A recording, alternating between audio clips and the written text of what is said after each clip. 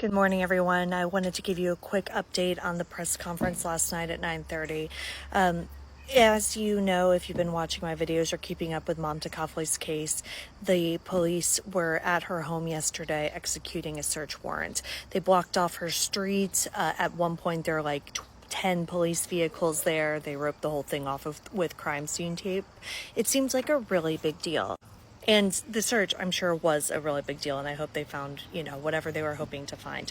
I went live at 9:30 for the press conference because I thought it was going to be an important press conference.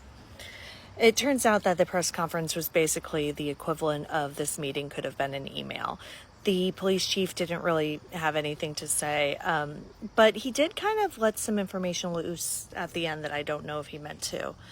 The one important thing he did say during the actual scripted part of, the press conference was that they have executed 10 search warrants in this case.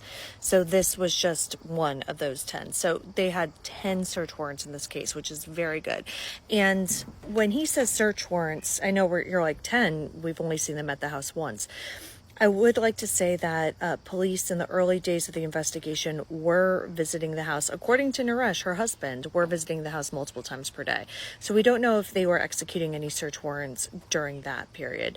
The search warrants he's referring to could also mean electronic search warrants. So those are warrants for his phone, for the computers, for Mamta's phone records, all of that kind of stuff would be probably included in what he's referring to in that. And that's all good because, like I said, I think that a lot of the evidence in here is going to end up being electronic.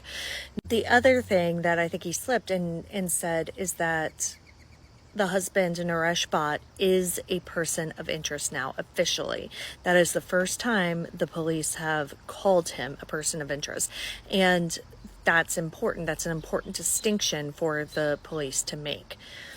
They also said that he is no longer cooperating with the investigation. This is also a change because up to this point, not that the Manassas Park Police has really said much, but up to this point when they have spoken, they have said that he has been cooperative. So that has now changed. And so I think what we have is a real turning point in the investigation. But the press conference last night, they were still going through the house. The search warrant, they said they still had a few hours left in the house. So hopefully we will get another update today from the police that'll be a little bit more substantial. And of course, if we do, I'll be right back here.